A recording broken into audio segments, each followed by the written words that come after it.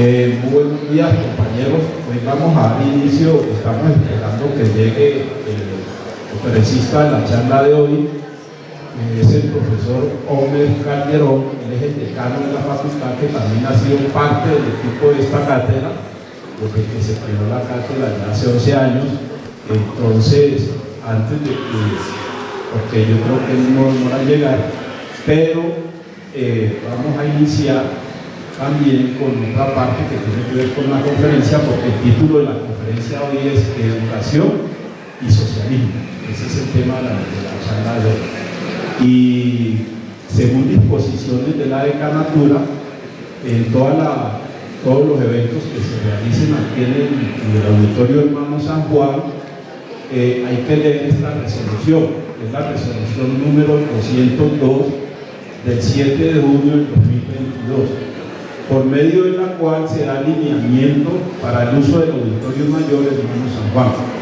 El decano de la Facultad de Ciencias de Educación, en ejercicio de sus atribuciones legales y en especial las conferidas en el literal B del artículo 34 del Estatuto General, este es el Estatuto General de la Universidad, que está para reforma con la Asamblea Universitaria, Acuerdo 0397, y considerando que a la Universidad Distrital Francisco José de Caldas, en su ejercicio le corresponde garantizar el cabal cumplimiento de la Constitución Política y las leyes de la República, entre las cuales se encuentra la Ley 1448 de junio 10 de 2011, esta es la Ley de Víctimas, con la cual se dictan medidas de atención, asistencia y reparación integral a las víctimas del conflicto armado interno, y se dictan otras disposiciones, en especial lo reglamentado en el artículo 141,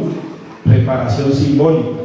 Se entiende por reparación simbólica toda prestación realizada a favor de las víctimas o de la comunidad en general, que tienda a asegurar la preservación de la memoria histórica, las no repeticiones de los hechos que victimizan, la aceptación pública de los hechos, la solicitud de perdón público y el restablecimiento de la dignidad de las víctimas.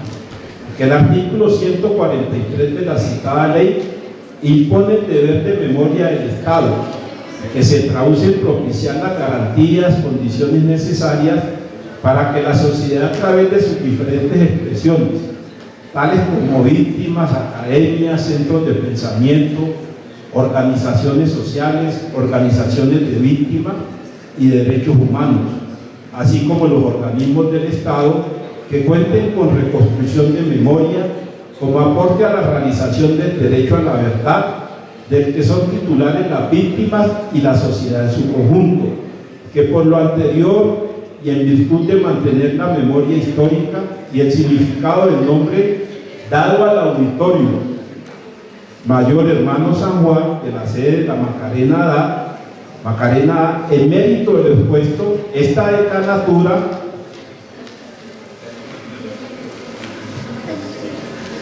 artículo primero, ordenar que al iniciar cualquier acto en el Auditorio Mayor Hermano San Juan se pronuncien las siguientes palabras: nos encontramos en el Auditorio Mayor Hermano San Juan, nombrado en homenaje a los hermanos Alfredo Rafael, con grado simbólico de ingeniero catastral de la Universidad Distrital, y Samuel Humberto San Juan Arevalo.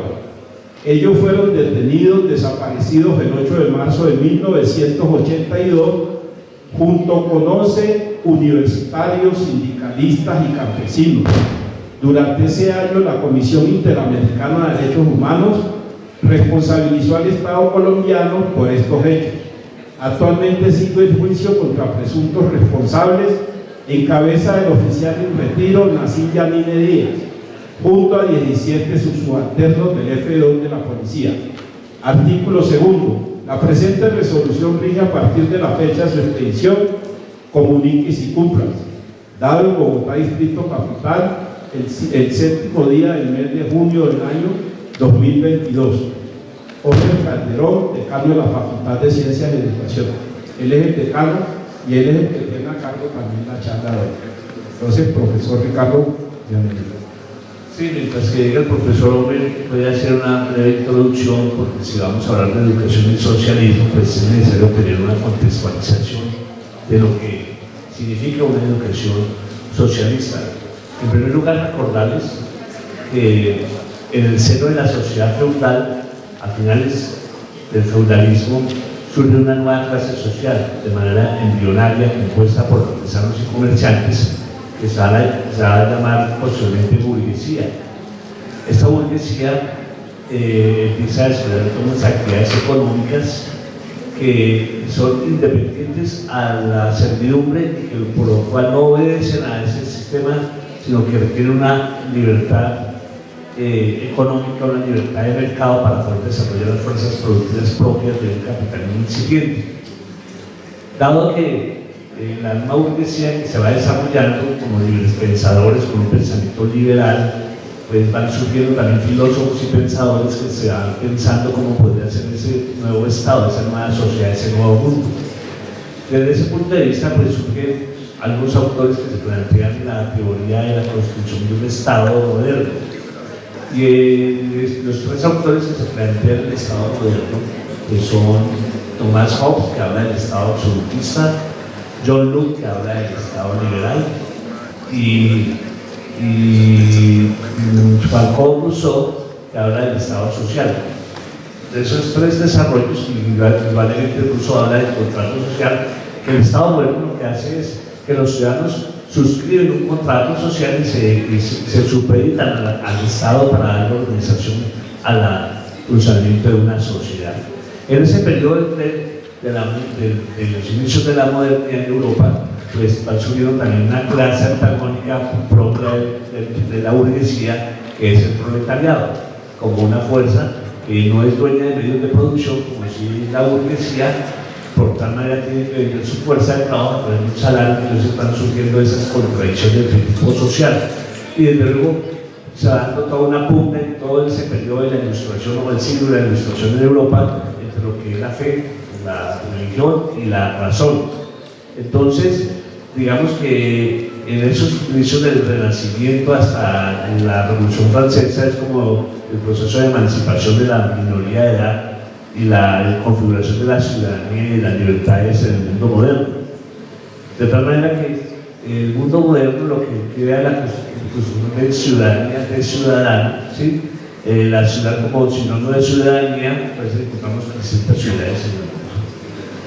En torno al Estado de Marx, pues, ahí doy unas referencias bibliográficas para los que les interesa el estudio marxistas, dentro de lo que es la filosofía y la teoría política. La Sagrada Familia, 1845 como un antecedente, la ideología alemana en 1846, el Manifiesto Comunista en 1848, el Capital 1867-1894, ¿sí? etc. Otros elementos es el tema de la dialéctica en Hegel y Marx. La dialéctica, desde el punto de vista hegeliano, está en el mundo de las ideas, en el mundo abstracto. Las contradicciones que se dan entre tesis, antítesis y síntesis. Pero lo que hace Carlos Marx es pasar esa dialéctica hegeliana del mundo del abstracto, del mundo de las ideas, al mundo de lo real y lo concreto. Es decir, acá, para determinar las contradicciones sociales, y desde allí Marx va a desarrollar su teoría del materialismo histórico y el materialismo dialéctico, para determinar que la historia está determinada por una lucha de clases, por unas contradicciones socioeconómicas. Entonces, desde ese punto de vista, entonces Marx también da una revolución desde el punto de vista de la filosofía, porque la filosofía está vista como más como una teoría de reflexión, de contemplación de la realidad, y Marx dice no hay que contemplar la realidad sino transformarla mediante la praxis teórico-política. Y entonces, ese es uno de los elementos para ver cómo es esa relación que hay entre Hegel y Marx. Ahora, en cuanto a los programas de Estado y comunismo, pues encontramos el programa de Gotha, que sostiene la transitoriedad del Estado capitalista a la dictadura del proletariado. La reconciliación de clases no existe, dice Marx, por eso el Estado existe, es decir, el Estado existe porque existe la propiedad privada y las contradicciones sociales. Cuando dice Marx, para que dejen de existir las contradicciones sociales, y la propiedad privada sobre medios de producción debe dejar de existir el Estado. Si ya no existen las clases sociales, ya no existirá el Estado. Y considera que se requieren periodos de transición, ¿sí?, del capitalismo al socialismo y del socialismo al capitalismo. Dice que el Estado es un fenómeno de clase que busca el dominio de una clase sobre otra, y el Estado apareció unido a la división de la sociedad en clases. El Estado es de naturaleza clasista. Entonces habla sobre el tema de la conciencia social, que tiene que ver mucho con el tema de la educación socialista. Hay unas nuevas relaciones sociales, unos nuevos modos de producción, medios de producción en la sociedad capitalista. La burguesía es propietaria de los medios de producción. La clase obrera vende su fuerza de trabajo al no tener medios de producción. Se tiene en cuenta ahí el capital, la materia prima, la fuerza de trabajo, la mercancía, y todo este fenómeno va a producir lo que se llama plusvalía, que es el exceso de trabajo no remunerado al trabajador, de ahí la explotación. Y por lo tanto, entonces se requiere que exista una conciencia de clase con unos objetivos e intereses de cada clase en particular, con una premisa de la lucha de clases, opresores y oprimidos por intereses económicos. Ese es como el sentido del Estado capitalista. Ahora, ya antes de dar la palabra al profesor Romero, hablar sobre el fenómeno de la alienación, porque la educación tiene que ver también con este fenómeno, la alienación. De una manera u otra, a través del sistema educativo se puede alienar o se puede también liberar. ¿Sí? Desde el punto de vista puede haber una pedagogía de la liberación, una pedagogía para oprimir. Por lo tanto, entonces el fenómeno de la ilustración, dice Carlos Marx, dice lo siguiente: el obrero es ajeno al producto de su trabajo. Una vez lo termina, deja de pertenecerle o se desprende de él. El trabajador es un desdichado, se siente como un animal, no hace lo que le es propio. Son cifras de más. Crea un mundo de mercancías que no le pertenecen. Realiza un trabajo receptivo que no le da tiempo a pensar o a adquirir conciencia para sí, y mucho menos para sí. Conciencia para sí y mucho menos conciencia en sí. Perdón, conciencia en sí, conciencia para sí.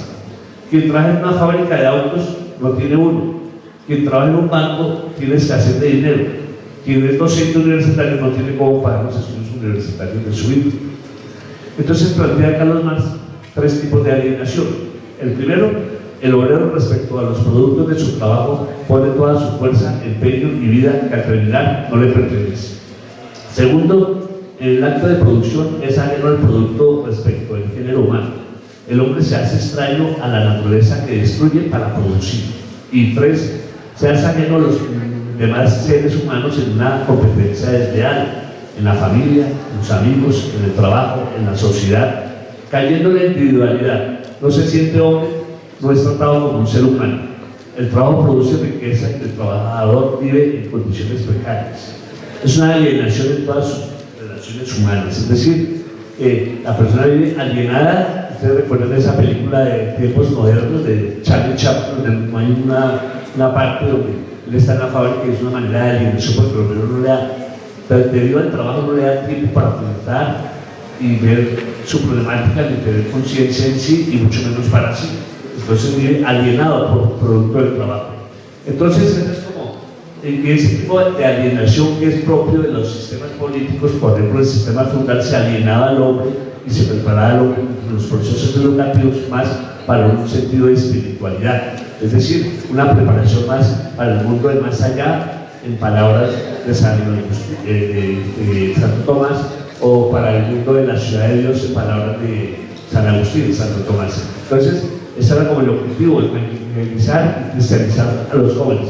En el mundo capitalista se aliena el trabajo diciendo que usted es, en la medida que tiene bienes materiales, que tiene ingresos y dinero, usted es. Si no tiene, pues simplemente no existe, como diciendo, consumo no existe. Entonces en el sistema capitalista hay una alienación que no te permite pensar que exista otra posibilidad de una nueva sociedad distinta. De hecho, la Revolución Rusa de 1917, la de febrero y de octubre, tiene dos características distintas. La de febrero es una revolución liberal, democrático-burguesa, dirigida por la burguesía para acabar con esas estructuras feudales que tenía la monarquía rusa, el zar.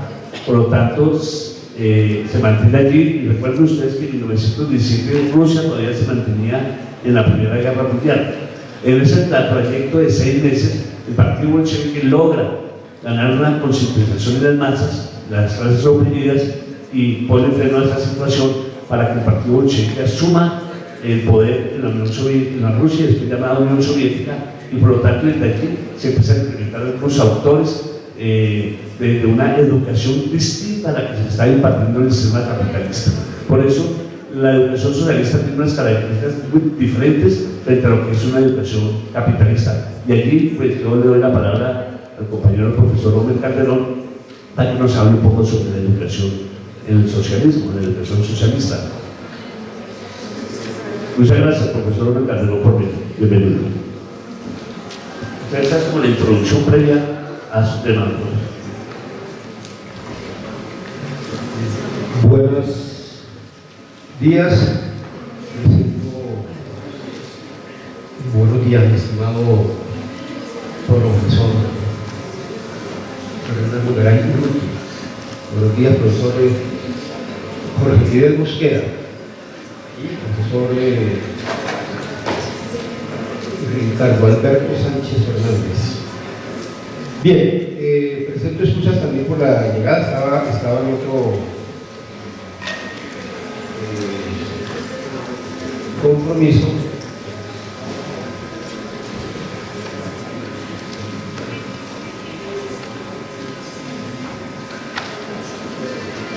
Listo.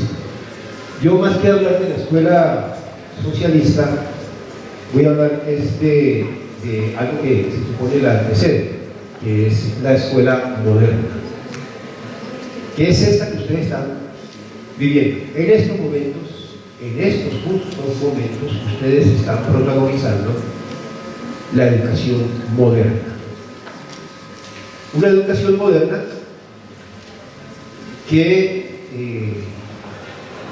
pues vive permanentemente amenazada ahora pues, por toda una tendencia de educación posmoderna que plantea que hay que superar la escuela tradicional, y al plantear que hay que superar la escuela tradicional, y ustedes en sus clases de pedagogía pues han visto las características de la escuela tradicional, que supuestamente es humorística, que los profesores son autoritarios, que el concepto alumno es ¿cuál es la definición etimológica de alumno?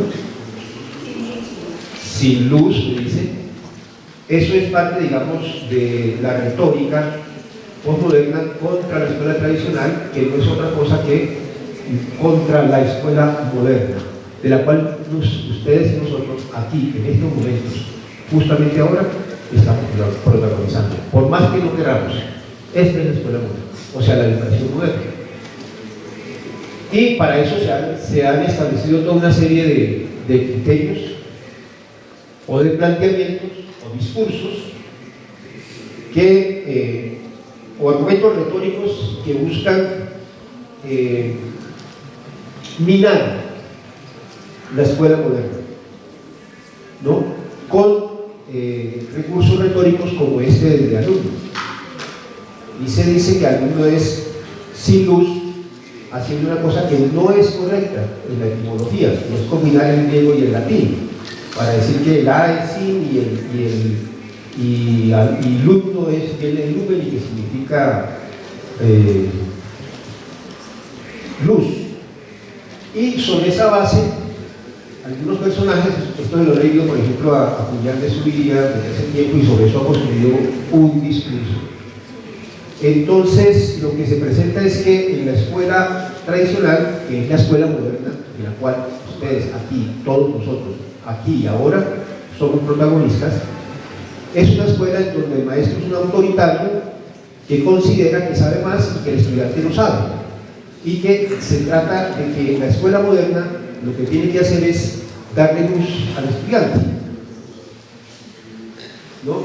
Y sobre esa base están haciendo todo un planteamiento discriminatorio de maestro moderno, porque en realidad nadie hace eso. Que hay profesores autoritarios, indudablemente, pero hay también de todo tipo de temperamento. Hay muchos profesores que alzan la voz, pero no sabemos si es por un defecto profesional de los maestros. Todos ustedes van a llegar en algún grado mayor o menor a ese defecto, ¿no? Que es que vamos perdiendo el oído.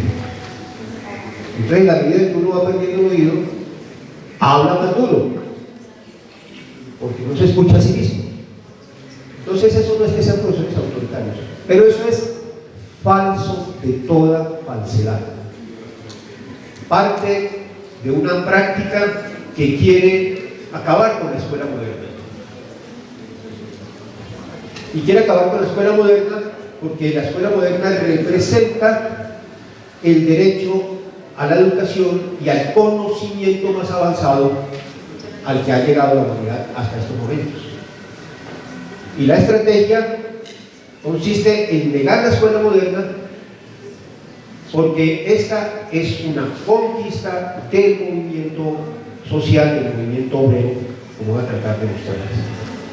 Entonces, una primera cosa que quiero hablar sobre la escuela moderna es eso, uno, que esa es la que nosotros estamos viviendo aquí y ahora, que contra ella hay toda una ofensiva postmoderna que trata de negarla para negar el derecho al conocimiento y a las ciencias por parte de todas las nuevas generaciones, y que eso siga a la media produciéndose las ciencias y el conocimiento avanzado de manera restringida para una serie de sectores sociales y no para el conjunto de la población.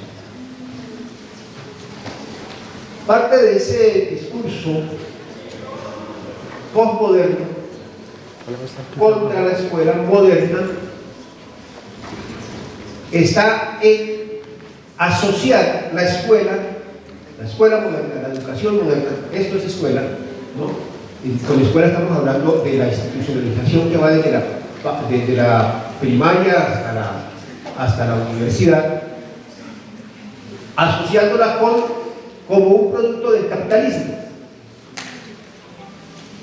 como si el capitalismo hubiese creado esta escuela, la escuela moderna, porque surgió par y paso con el surgimiento de la escuela moderna, por allá en el siglo XVII. Y en consecuencia hay una retórica según la cual el capitalismo es un mecanismo omnipresente en todo el conjunto de la sociedad y es la sustancia o la esencia de todo lo que hacemos nosotros. De suerte que ese capitalismo hace que la escuela pues, sea una forma de reproducir el capitalismo en el plano ideológico, en el plano de las ideas. Y que ese capitalismo, como impregna todo, pues hace entonces que las ciencias sean capitalistas, la escuela sea capitalista. Y en consecuencia, quienes ya sabemos, todos ya sabemos que el capitalismo es un modo de producción que amenaza la existencia del planeta, que amenaza la existencia de la vida humana, pues hay que oponerse al capitalismo, buscar una alternativa y a todo lo que el capitalismo implica para su desarrollo, incluidas las ciencias, incluida la escuela. Pero ese es un argumento o un discurso que en últimas está combinando peras con manzanas, y lo que está señalando en última instancia es que la escuela moderna debe también desaparecer, o hay que limitarla, o hay que controlarla, lo mismo que hay que generar la desconfianza sobre las ciencias. Hay un artículo de Noam Chomsky en donde advierte algo que se ha generalizado con toda esta globalización. Los medios de comunicación, las ideologías dominantes, han logrado imponer la idea o la práctica o la representación según la cual ya la gente no cree en las evidencias. No creen en las evidencias. Y necesitan que no crean en las evidencias, y para eso entonces hay que atacar la ciencia que se soporta en las evidencias y en la experimentación, porque si la gente ve las evidencias, si aceptara las evidencias, sobre todo las que pone de presente las ciencias, pues tendría una actitud distinta frente a las fuerzas dominantes en todo el planeta. La comunidad científica lo que ha venido demostrando es que el calentamiento global que hoy está padeciendo el planeta está causado por la acción humana.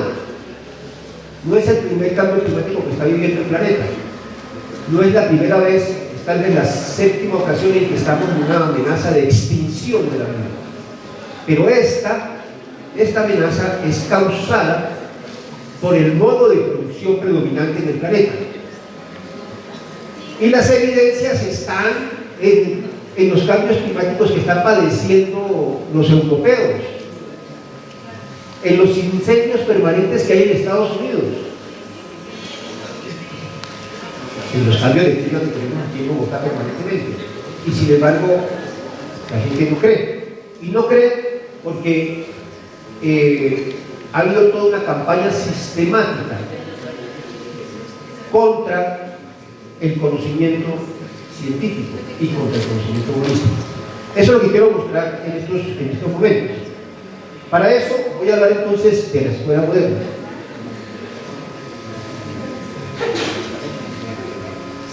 ¿Qué es esta? Y cómo esta cosa que tenemos aquí tiene una lógica y una historia y una trayectoria propia, que no es consecuencia de las economías, sino consecuencia del desarrollo del pensamiento, de la investigación, de la curiosidad de nuestra especie que se transforma en conocimiento.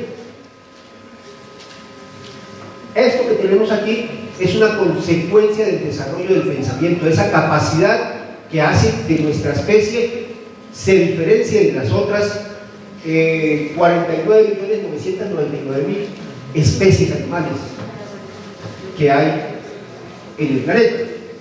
Esto es la inteligencia, la capacidad de pensar, la capacidad de representarnos al mundo y sobre todo de entender, o sea, de conocer.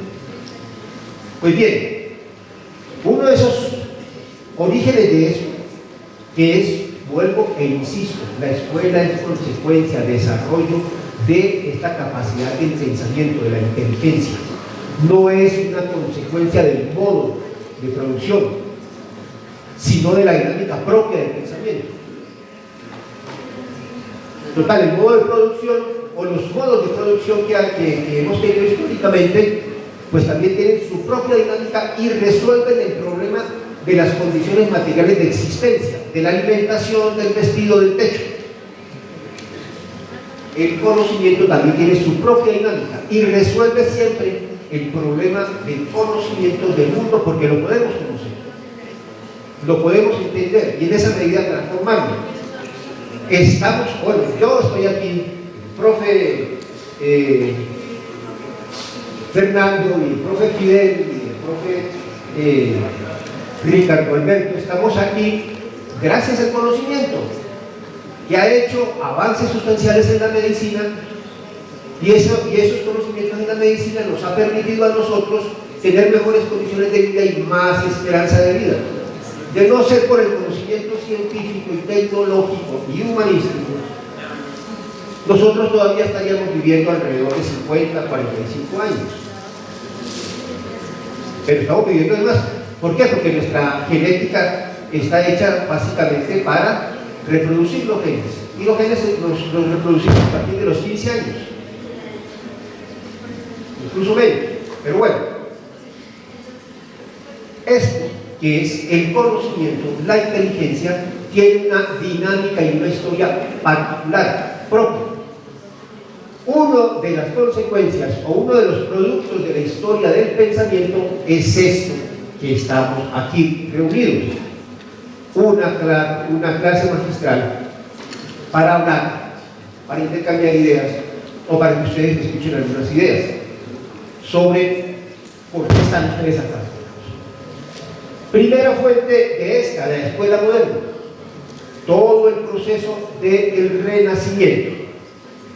o sea, hacia los años 1500, gracias a que los pueblos árabes en sus expansiones lograron, y además porque tenían una actitud frente al conocimiento bastante favorable, positiva, lo que ellos hacían era recoger lo que se había producido en todos los pueblos, y entre eso recogieron muchos de los escritos, por ejemplo, de Euclides, con la trigonometría, de Galeno y la medicina griega, que Galeno lo que hacía no era otra cosa sino recoger el conocimiento ancestral de todos los pueblos y el conocimiento popular, y lo sistematizaba, o sea, el conocimiento de las hierbas, para qué sirve, cómo funciona, y lo sistematizaba, y se siguió enseñando con ese libro de Galeno hasta muy entrado el siglo XVIII incluso.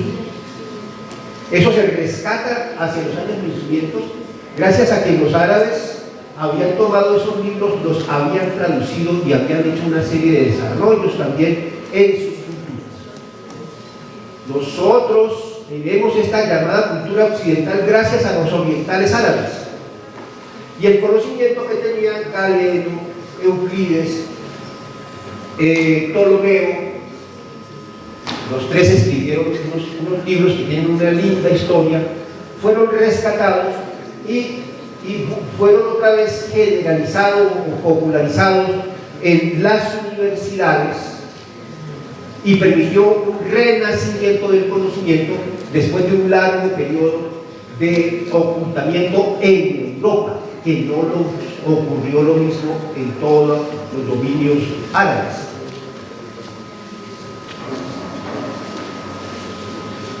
Por eso nosotros nosotros, los que hablamos español, tenemos más del conocimiento de los árabes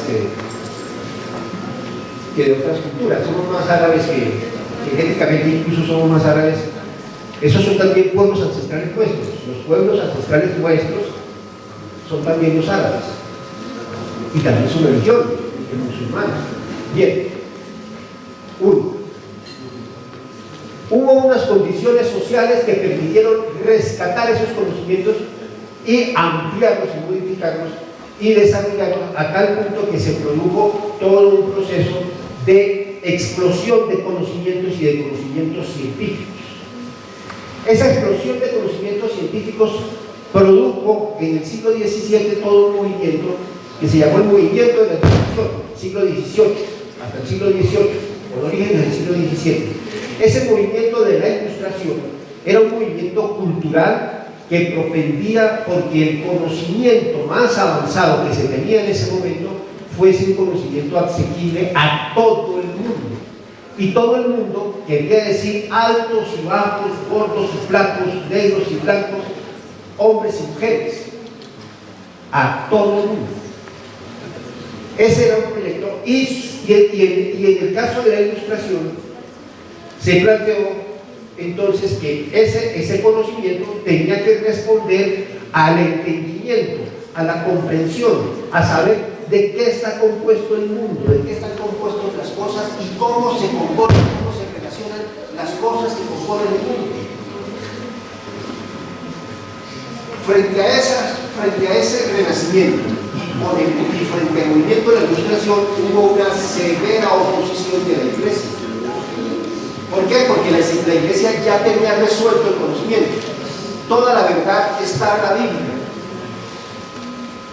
Y lo que no decía la Biblia está en la organización de la Iglesia, en el papado.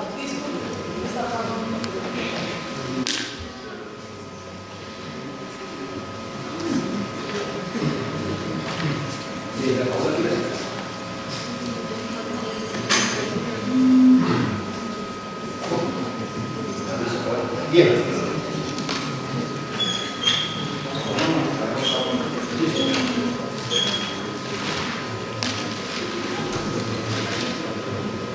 Y todo ese conocimiento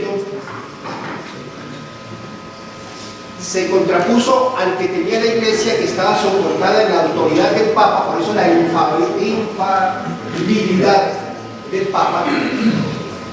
Aquello que no tenía respuesta y que no estaba en la Biblia era lo que dijese el Papa, representaba ese proceso de renacimiento una amenaza. Por eso, el movimiento de la Ilustración, que prometía por el desarrollo de las ciencias, planteaba que la verdad no estaba en los textos sagrados, sino que la verdad estaba en el mundo, en la experimentación, en el conocimiento objetivo del mundo, en la búsqueda de evidencias, en el experimento, en el laboratorio. ¿Cómo sabíamos nosotros si este planeta era el centro del universo sobre el cual giraba el Sol? Pues mirando con los telescopios, con el desarrollo del telescopio de ese momento, mirando el Sol y encontrando que había unas manchas que permitieron entender que era el contrario. Ptolomeo tenía alguna razón en cuanto a que había órbitas, no la tenía en cuanto a que la Tierra no es el centro del universo. Por investigación científica y ahora mucho más con el James Webb, sabemos que al contrario, nosotros estamos en la periferia de nuestra galaxia. Y sabemos que dentro de 4.000 millones de años vamos a fusionarnos o a estrellarnos con la galaxia de nuestra galaxia vecina, de Andrómeda. Gracias.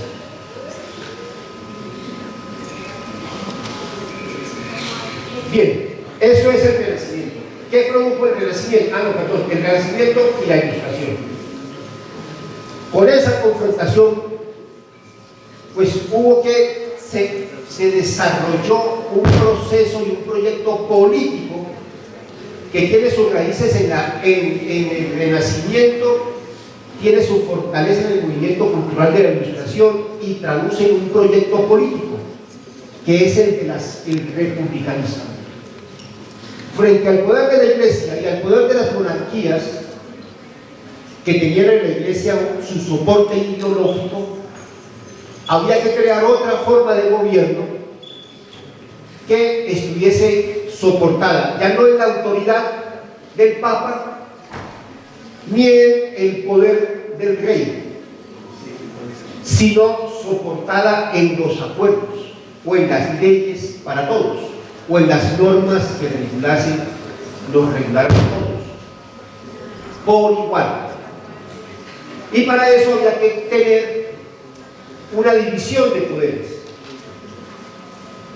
Un poder ejecutivo que ejecuta las acciones que las leyes que emanan del ejecutivo elaboran, y frente a las discusiones o diferencias que pueda haber en la población, entre la población o entre los gobernados y los gobernantes, pues un sistema judicial, un poder judicial que buscará hacer justicia.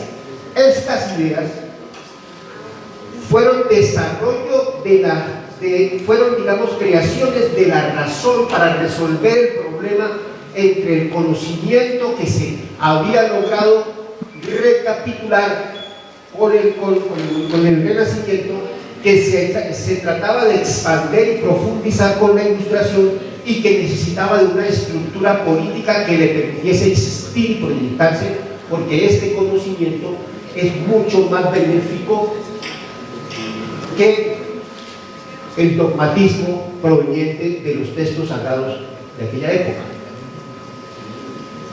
¿Cómo combatían las pestes? Había dos formas de combatir las pestes: con procesiones, para que Dios nos perdonara por el pecado que habíamos cometido y por la cual nos mandó esa peste. Esa era una solución. Y la otra solución es conocer muy bien cuál es la causa de la peste y actuar en consecuencia. Y las primeras investigaciones epidemiológicas encontraron, pues, que las pestes eran causadas por unos agentes patógenos que los transmitían los animales y que una de las formas de combatirla era con el aseo.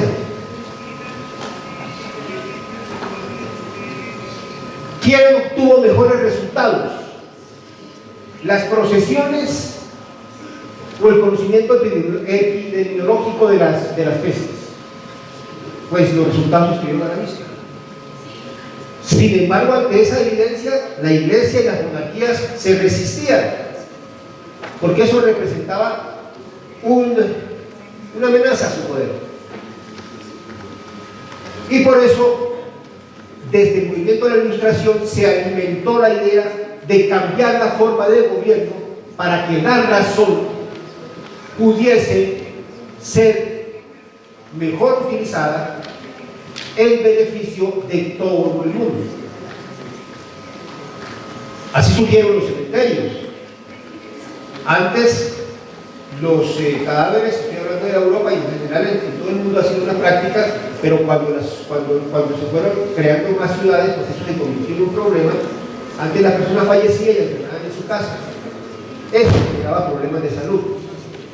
La investigación epidemiológica y las evidencias lo que mostraron era que lo más práctico era, o lo más saludable era tener un cementerio y concentrar todo eso en un cementerio. Y eso se fue haciendo y mejoraron las condiciones de salud de la población. Lean la novela del perfume para tener una idea sobre este tema que estoy conversando en este momento. Bien.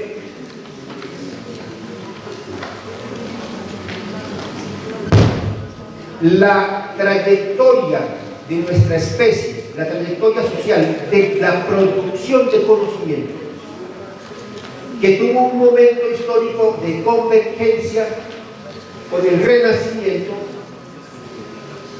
que fue potenciado, digamos, por el incremento del intercambio comercial que siempre ha habido entre Oriente y Occidente,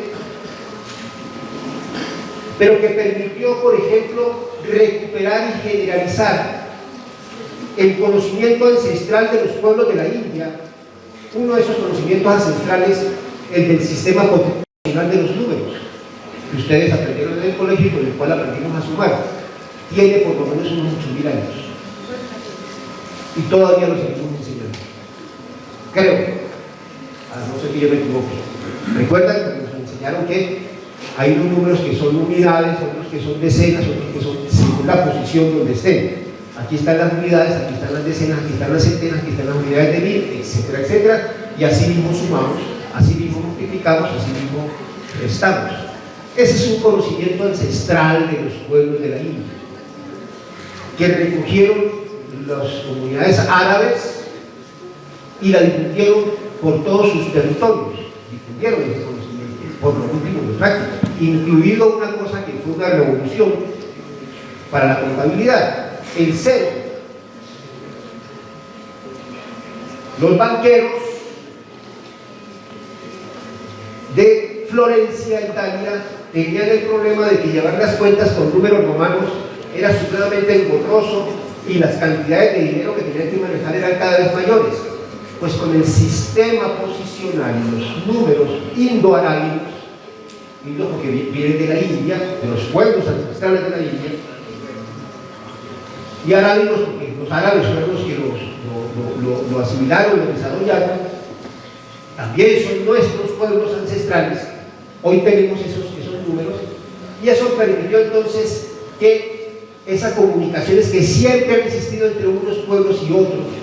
Recordemos que la pólvora la descubrieron, la inventaron, la descubrieron los chinos. Los chinos inventaron la imprenta.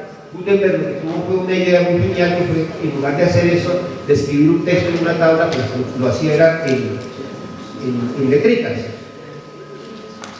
Todos esos conocimientos y todos esos que no hacen sino recoger las tradiciones ancestrales de todos los pueblos del mundo y se concentraron por razones históricas en regiones o en zonas de Europa, por lo cual uno no puede llegar a la conclusión de que las ciencias son europeas, Europa no hace nada, Europa lo que hace es ser un espacio de encuentro. Ni las pastas italianas son italianas.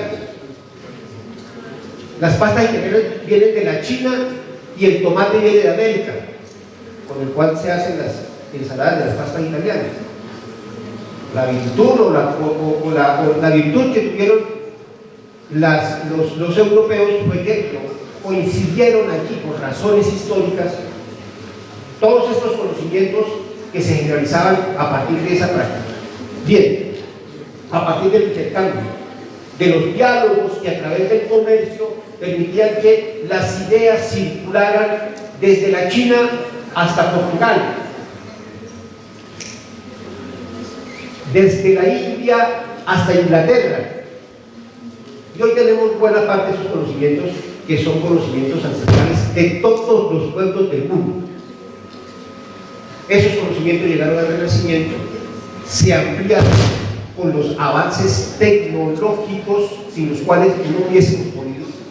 La óptica es un conocimiento que nos permitió tener los telescopios. Con los telescopios ya poder ver los astros que nos rodean.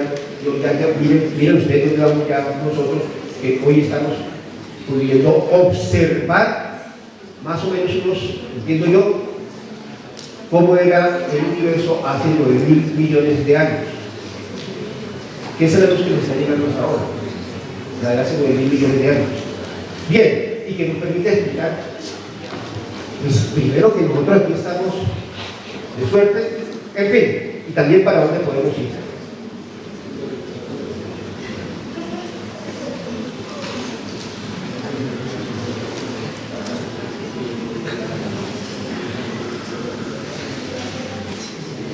Renacimiento, movimiento de la Ilustración, republicano.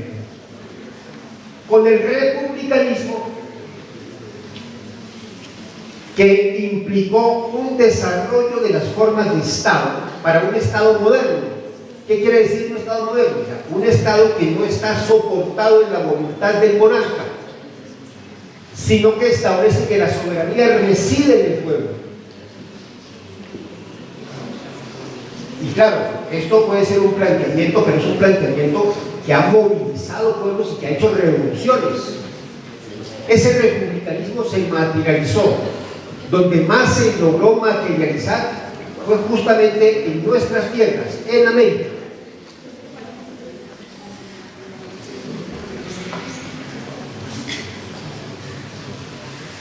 Y fue la gesta que adelantó bajo el mando de Simón Bolívar todos los pueblos de aquí de Sudamérica en general, y que implicó todo un movimiento insurreccional, todo un alzamiento que hubo en estos pueblos por tener un régimen republicano, un régimen en donde las decisiones o la organización estén soportadas en la razón y la razón esté soportada en los acuerdos, en las normas que sean las mejores normas que nos permitan convivir y obtener unas mejores condiciones. Ya en la cátedra en otra cátedra hablamos en la cátedra Francisco Antonio Moreno y Escandón de este tema así planteado. Esta cosa de un Estado moderno que es republicano, pues comparado con el de las monarquías y con el que se soporta a su vez en el poder de la Iglesia Católica, representaba un avance. Hasta el día de hoy sigue siendo. Incluso los países socialistas son países republicanos. ¿Cómo se llama Cuba? ¿Cómo se llama la China? Porque tienen un sistema republicano, tiene sus propias características que tienen que ver con las condiciones políticas en las cuales las repúblicas socialistas hoy existen. Y en Cuba, ahora acaba de venir de Cuba de una práctica, de una salida de campo que dirige el profe Fernando Garay Urrutia, ¿no? De pronto en otro momento les voy a contar cómo le fue en esa práctica que organiza aquí en la universidad, que se llama Campamento Pedagógico Simón Rodríguez. Bien, con ese republicanismo se instrumentalizó una estructura de poder público. ¿Qué quiere decir público? Que es un poder que promete o comporta o contiene al conjunto de una sociedad en un país determinado bajo unas reglas comunes. Y ese poder reclamó, o a ese poder se reclamó, que resolviera el problema de la resistencia de la Iglesia y de los poderes dogmáticos ideológicos, sobre todo el poder de la ignorancia con el cual gobernaban los reyes y los papas. Entre más ignorancia, más funcionaba o mejor funcionaba el poder de las monarquías. Y para superar esa tensión, esa contradicción que había entre el desarrollo del conocimiento con su propia dinámica, pues hubo que plantear entonces la necesidad de establecer una escuela pública. Y entre otras cosas, para eso surge también la Revolución Francesa, y el tema de la educación pública es uno de los temas de la Asamblea Nacional Francesa. Y desde que se planteó la educación pública, se planteó necesariamente como una educación de carácter experimental, teórico-práctico. Esto es algo que ya desde la República de Platón se viene planteando, y es del ABC de la pedagogía. No puede haber otra mejor manera de aprender que haciendo y reflexionando. Hacer y reflexionar. Por eso nosotros aquí invertimos buena parte del presupuesto en los laboratorios. Es insuficiente, hay que hacer más, pero no podemos dejar nunca de retroceder en laboratorios, en talleres y en prácticas. ¿Cuánto costó en total la salida a Cuba para 25 estudiantes y un profesor? 80 millones. 82 millones. Pero eso es la naturaleza, la esencia de la educación. Y eso lo planteó la Revolución Francesa. Entonces, hubo que establecer la escuela pública para materializar y hacer realidad esa idea de que el conocimiento no podía ser limitado para unos solos, para todos aquellos, o para los hijos de las familias que tenían recursos económicos para mandar a sus hijos a que tuvieran un tutor, un científico tutor, o que fueran a una universidad que tenía o ocupaba a los científicos de la época. No, tenía que ser para todos, y no había otra forma de hacerlo sino a través de la escuela pública. Por eso esta idea de la escuela pública, uno la reivindicó como parte también de las ideas de la Ilustración Francisco Antonio Moreno y Escandón, y trató de crear la primera universidad pública por allá en 1764 con los bienes que le expropiaron a los jesuitas.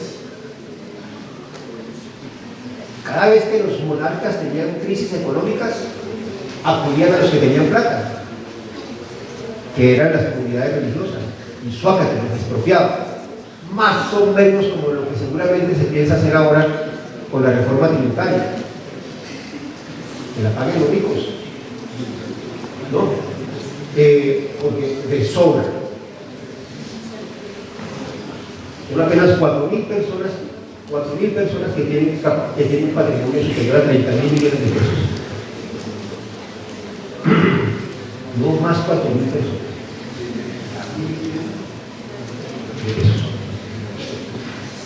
Ellos no están a pagar impuestos. Bueno, por allá en el siglo XVIII, la corona española pues expropió los bienes de, claro, también por otras razones, pero también económicas, de la iglesia y de las comunidades, sobre todo de las comunidades jesuitas.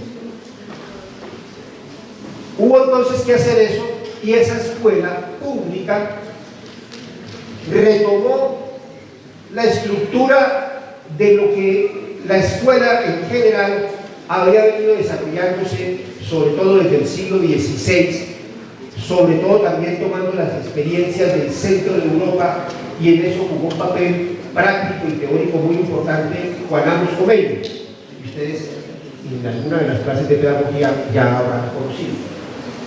Comenius es, en el campo de la educación, el pionero o el que aporta de la teoría de la educación a la creación de la modernidad en educación, de la escuela, a lo cual haré alusión.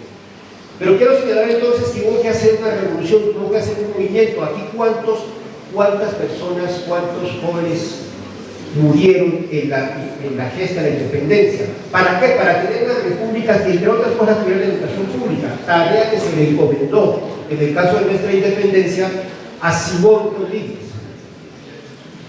Simón Rodríguez, el proyecto de Simón Rodríguez era la escuela pública, la educación pública. Y noten ustedes entonces que la escuela pública surge es como resultado de las luchas de la intelectualidad, del conocimiento, pero también del movimiento obrero, de la intelectualidad de la intelectualidad de la época, para que ese conocimiento que se había logrado avanzar en las ciencias, en las artes, en las humanidades, fuese para todos. Y de los movimientos revolucionarios en Europa, pues la Revolución Francesa, del movimiento obrero francés, en Inglaterra del movimiento obrero inglés, para que ese conocimiento fuese distribuido, fuese a ese conocimiento avanzado, tuviese acceso toda la población.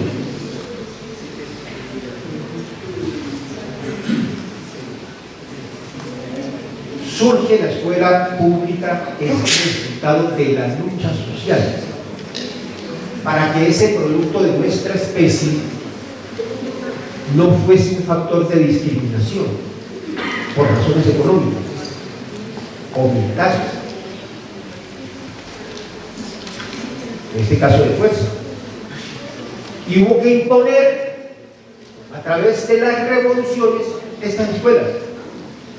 El movimiento inglés fue muy fuerte en propiciar la escuela pública y en general el movimiento obrero, y en luchar y en lograr imponer en la lucha la educación obligatoria. ¿Por qué es obligatoria la educación? Porque había que obligar a los capitalistas a no poner a los niños a trabajar apenas pudiesen caminar, como sucedía. Es obligatoria para decirle a la sociedad en su conjunto: los niños no son objeto de explotación, no pueden ser objeto de explotación, y se impuso la educación obligatoria como producto de la lucha. No fue una estrategia del capital, ni de las clases dominantes, ni de las élites gobernantes, ni de las monarquías, ni de los papados.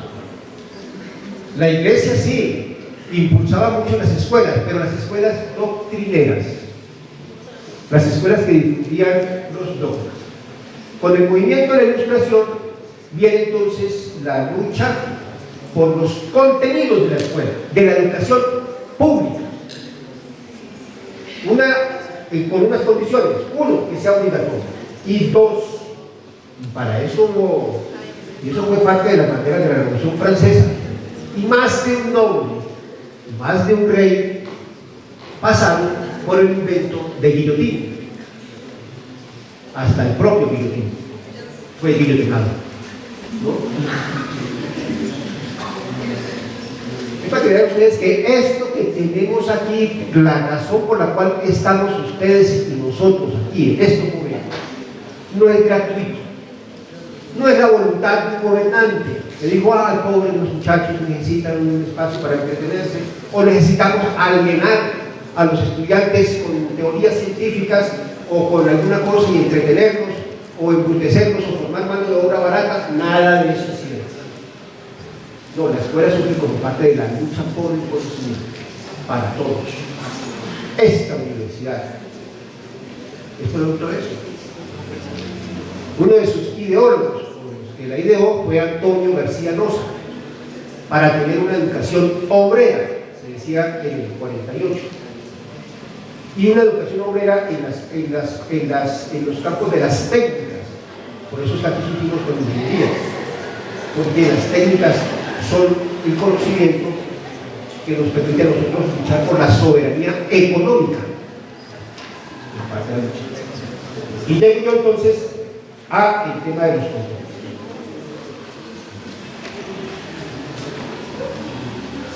La escuela moderna, desde Comelio para acá, y en los debates que se generalizaron,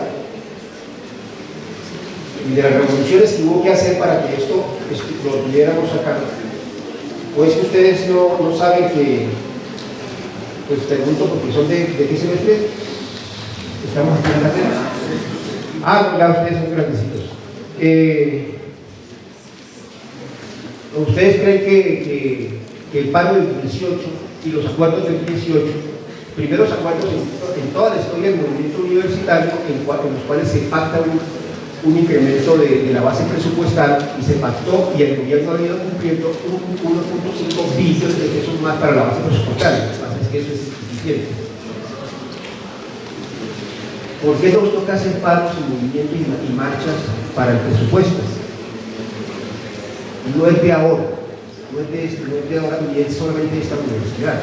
Ha sido la historia del movimiento obrero y el movimiento sindical y de los movimientos populares para que los hijos de los trabajadores tengan derecho a la educación. Y hoy los hijos de los trabajadores pues contribuyen más a esa misma lucha, como la que se adelantó en el 18 y los acuerdos que ya vimos. Ya entrando entonces en el tema de los contenidos, tres cosas se han definido para la escuela moderna. Una organización de la escuela, unos contenidos y unas metodologías. Estas tres cosas, todas, las pueden encontrar en la didáctica magna y no han cambiado en lo sustancial.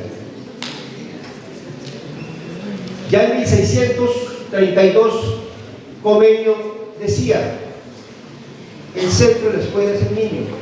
Y hoy nos presentan eso como la gran novedad. Es que soy del ABC de la pedagogía.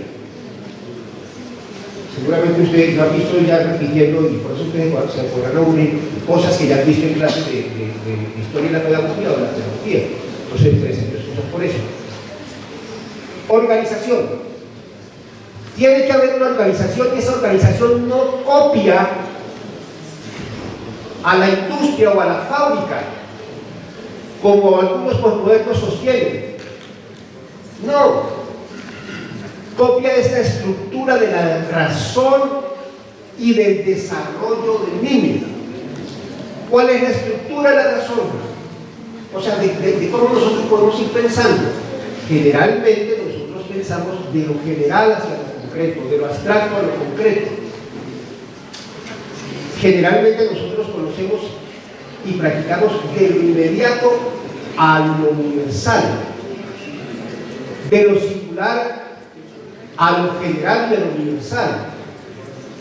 Esto es una práctica humana, es una práctica lógica del pensamiento. Esa estructura es lo que se planteó entonces de hacer una escuela por niveles que vayan también acordes con el desarrollo del niño y de su conocimiento: preescolar, primaria, secundaria y educación media en muchos países, y educación superior o universidad, o gimnasio como se llamaba por allá en el siglo XVI o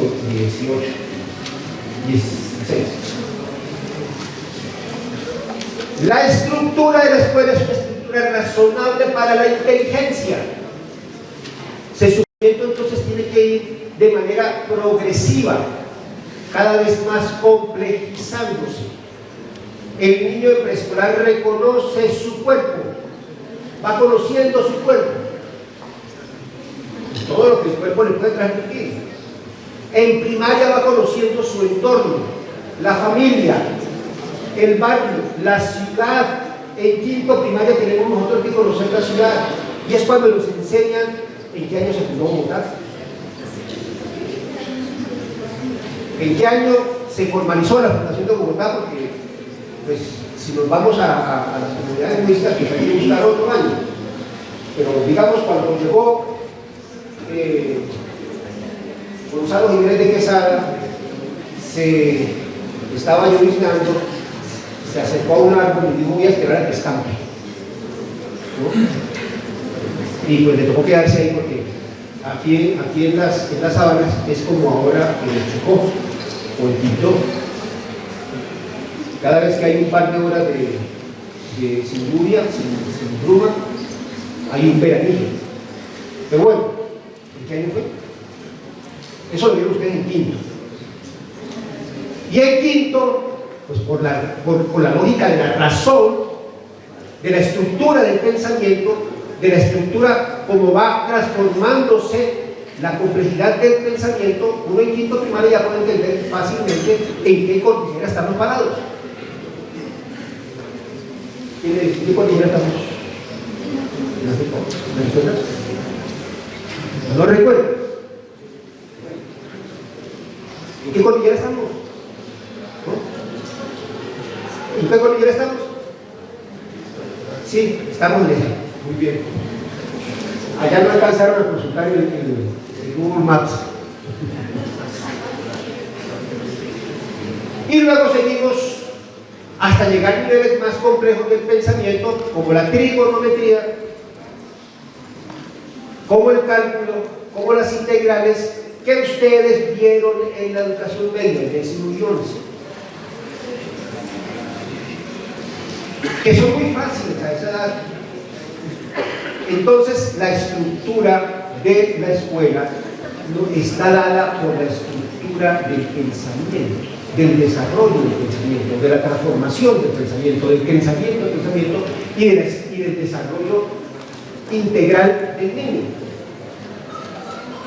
Por eso el preescolar, lo más importante, que es fundamental para el resto del conocimiento, es el desarrollo de la capacidad, de la motricidad fina. Nosotros finalmente pensamos es con las manos. Fundamental.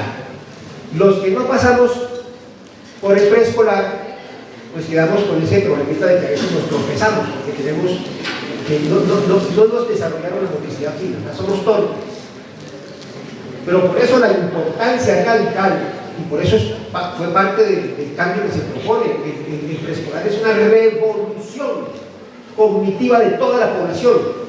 Tener preescolar para todo el mundo. Y miren que ese preescolar que se debe abrir en esta administración, que va a empezar el próximo 7 de agosto, no es resultado de una estrategia de dominación capitalista ni de la burguesía, al contrario, es contra la burguesía, contra las élites dominantes, que hemos tenido que hacer una revolución aquí para tener preescolar.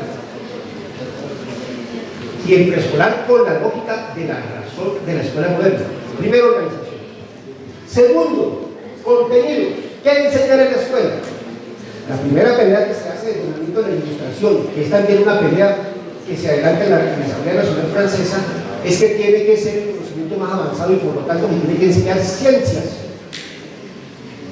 Es la escuela moderna la que introduce ya en el siglo XVII la enseñanza de la física o de la óptica, que era lo más avanzado de la época, de las matemáticas y de las matemáticas más avanzadas, con textos, con libros fuertes, duros. O sea, la medicina se estudiaba con los tratados de Galeno, no era con el último estudio que había por ahí, no, y el tratado de Galeno se iba enriqueciendo cada vez más. Eran con los libros clásicos que se estudiaban. La geometría de Euclides, más o menos siglo IV, si no me equivoco, me corrigen aquí los compañeros, antes de nuestra era, se enseñó la misma que hizo Euclides, se enseñó en Inglaterra hasta 1964. No ha cambiado. Para conocer los ángulos, pues, ese texto de Euclides sigue siendo fundamental. Bueno, pero digo yo, pero no el libro de Euclides, la geometría euclidiana sí. Ustedes la han modernizado, la han metido colorcitos y cosas y tal, ¿no? Entonces, entre los contenidos está el conocimiento objetivo del mundo. Y habría que introducir sí o sí las ciencias, y con las ciencias las humanidades. ¿Cuál es el conocimiento de las humanidades? Es el conocimiento que parte de la liberación de Dios. Nosotros ya no somos unas criaturas de Dios. Tenemos identidad y conciencia propia. Tenemos nuestra propia historia. nuestra propia evolución que tenemos que conocer. Y tenemos nuestra propia creación. Como humanos desafiamos a Dios. No solamente Dios puede crear el mundo, los humanos también podemos crear. Podemos crear arte, podemos crear literatura, podemos crear la música, podemos crear, en fin, eso es el humanismo. Bien subversivo, que cierra. Fundamentalmente esas dos áreas. Pero como la escuela pública había que hacerla de acuerdo también a la relación de fuerzas, pues la Iglesia siempre peleó y siempre ha ganado que se mantenga la enseñanza de la religión. Sin embargo, las escuelas públicas, desde la Revolución Francesa para acá, también los ingleses en sus revoluciones, la han conquistado por la segunda característica de la educación pública. Uno, que sea obligatoria. Dos, que sea laica. Lo cual no quiere decir que sea antirreligiosa, sino que la religión no es un conocimiento objetivo del mundo. Se puede estudiar, como hoy se enseña en muchos colegios, como parte de la historia del pensamiento. Pero ahí no está la verdad. Se puede debatir, se puede discutir, que eran parte de los debates que se daban entonces sobre los contenidos. La Biblia tiene contradicciones. Primero, Dios separó la luz de las tinieblas y luego hizo los astros. O sea, primero creó la luz y luego creó la fuente de la luz. Eso eran los debates que desde el punto de vista de la lógica mostraban que había unas fallas lógicas y por lo tanto podían estar mal las teorías de la Biblia. Por eso me dejemos para el lado del fondo. Uno, contenidos. Entonces los contenidos son fundamentalmente de lo más placentero que ha producido la humanidad, que es el conocimiento científico y humanístico. Si lo que nosotros nos caracteriza como especie humana es el conocimiento, ese conocimiento, esa inteligencia, su desarrollo pleno, todo su potencial es lo más sabroso que puede haber. Y eso es tan sabroso que se nos ha querido negar históricamente. Y se nos ha querido negar históricamente hasta el punto de que la educación pública ha sido una conquista. Estas sillas han sido parte de la movilización y este auditorio, la remodelación de este auditorio, parte de la remodelación que se ha hecho por las movilizaciones que hemos tenido. Porque tener un buen auditorio es fundamental para la academia. Y termino con la metodología. La escuela moderna plantea una organización moderna fundamentada en la razón y en el desarrollo del crecimiento del niño y del joven. Dos, plantea unos conocimientos centrados en lo más avanzado del conocimiento humano, de la época, de todos los pueblos del mundo. Y digo, los números son arábigos. El sistema posicional es originario, lo creado o lo inventaron los pueblos de la India hace más o menos unos 8.000 años. El teorema de Pitágoras no lo inventó Pitágoras, eso ya lo usaban los pueblos orientales. Pitágoras tampoco era Pitágoras, era la escuela de Pitágoras, la comunidad de Pitágoras, que no hacían sino esto que estamos haciendo nosotros. Se reunían unas personas que tenían plata para perder el tiempo, no hacer nada, para que no es un esclavo, ¿no? Y se dedicaban a escuchar a Pitágoras y con Pitágoras a elevar globitos. Ahora, ¿y qué pasa si el cuadrado de la hipotenusa lo sumamos a ver con el cuadrado de los catetos? Pues padre, miren eso, es igual. Esto es perdedera de tiempo. ¿Para qué sirve eso? Lo hicieron, y mire que gracias a que ellos perdían el tiempo pensando esas jugadas de que el cuadrado de una hipotenusa puede ser igual o es igual a la suma de los catetos al cuadrado. Pues hoy tenemos internet y tenemos el James Webb. Esto que puede ser una perdedera de tiempo para alguien que pasa por aquí y mira, un grupo de estudiantes ahí escuchando, bueno, algunos escuchando, otros elevando globitos, pero los que elevan globitos también están haciendo un ejercicio intelectual. Pero ¿quién no es que enfocar en estas cosas? Es más, los profesores dicen, esa es una clase magistral, hay que acabar con la clase magistral. Y siempre dicen eso en clases magistrales.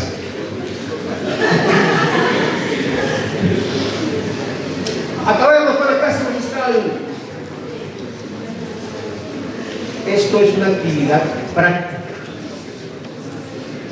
Aquí estamos haciendo una práctica teórica. Los que me escuchan y me tratan de seguir están haciendo y están consumiendo bastante energía en ese cerebro, porque no es fácil estar concentrado y seguir una conversación sin el PowerPoint, aunque el PowerPoint es un desastre, porque lo que hace es distraer la atención en lo que está planteando el que está dando la charla, la conferencia. Y termino entonces con el método.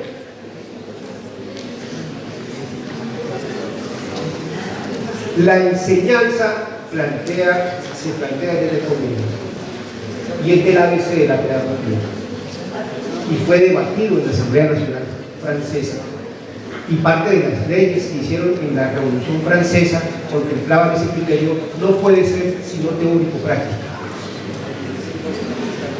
siempre no puede ser sino científico y humanista. ¿Cómo se produce el conocimiento científico? Con la experimentación, y la experimentación no solamente en el laboratorio. Recuerden ustedes los famosos experimentos mentales de Einstein, que después los iban a demostrar en los eclipses para ver si finalmente Venus, creo que es, cuando no se debería ver, se pudo ver, se demostró que la luz se curvaba. Y ahí todo eso en una práctica teórica, de un experimento mental. Esto es para decir que lo teórico práctico no quiere decir lo práctico que tiene que ser manual. No. Lo práctico quiere decir actuar sobre un objeto de reflexión y hacer los trabajos experimentales que los podemos hacer nosotros. En fin, entonces ese es un fundamento de la educación moderna. En los países socialistas le llaman la combinación del estudio y el trabajo. En Cuba todas las escuelas tienen huertas caseras, no para formar la mano de obra que va a trabajar en las huertas caseras, no, de paso aprenden a trabajar el campo, a trabajar la tierra, pero lo que están haciendo es biología aplicada con las huertas caseras, entre otras cosas, lo que hacen allí. En fin, otra charla aquí podrán hablarles de esto, que es, en el caso, por ejemplo, de la escuela socialista, como la cubana, una expresión contemporánea de lo que es la escuela moderna. La escuela socialista es la escuela moderna, y para que la escuela moderna pudiese funcionar, en el caso cubano hubo que hacer una revolución, y esa revolución se ha sostenido y ha sostenido a esa escuela moderna, ¿no? Y para esa escuela moderna pues se han enfrentado durante ya más de 60 años contra este coloso del norte. Bien, esa es, digamos, lo que yo quería compartir con ustedes respecto de la escuela moderna. Muchas gracias por la atención, y si tienen preguntas o comentarios, gracias.